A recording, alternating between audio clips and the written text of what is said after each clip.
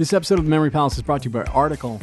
We are big fans of Article here at The Memory Palace. This room of the palace, the ballroom where I'm sitting right now, it's palatial, trust me, is lit beautifully by a legit beautiful lamp from Article. This stuff is of extraordinarily high quality. It is truly lovely furniture that's influenced by, mid-century modern and Scandinavian styles. I have a feeling you're really going to like it. If you've never checked it out before, summer and warmer weather is right around the corner here in the Northern Hemisphere. And they really have fantastic outdoor furniture. It's totally worth checking out. Go to article.com and take a look. The stuff looks great, and it is made with all these outdoor-friendly materials like teak and acacia wood and granite and galvanized steel and rattan, and it comes to you with a flat delivery fee of $49, regardless of what you're buying and how big the order is. So go to www.article.com/memorypalace and get $50 off your first purchase of $100 or more. That is www.article.com/memorypalace. Go check it out.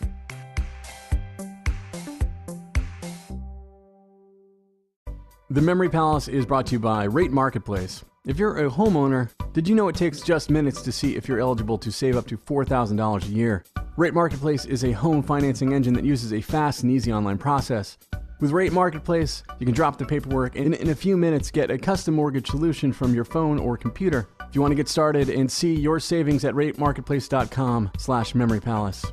That's ratemarketplace.com/memorypalace. They are an equal housing lender. MLS number 1137890. This is The Memory Palace. I'm Nate DiMeo.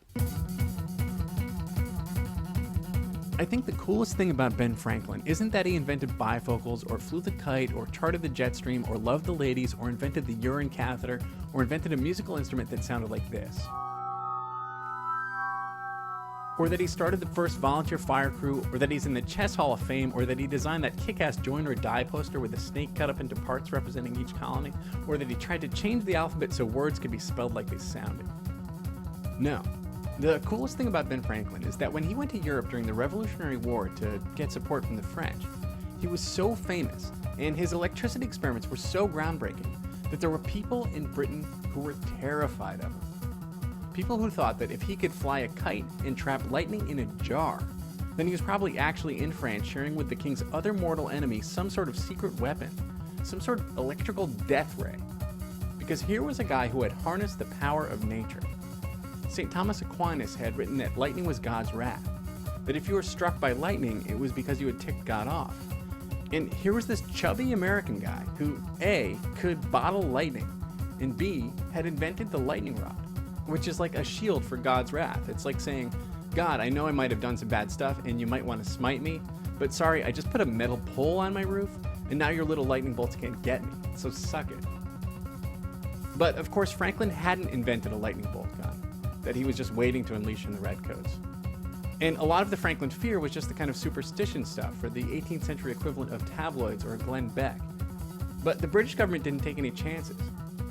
In fact, after someone had put a faulty lightning rod on one of its government buildings, and that building was struck by lightning and burned down, they assumed the whole lightning rod thing was a hoax concocted by Franklin to get the British to put these rods up that would actually attract lightning and burn the city down.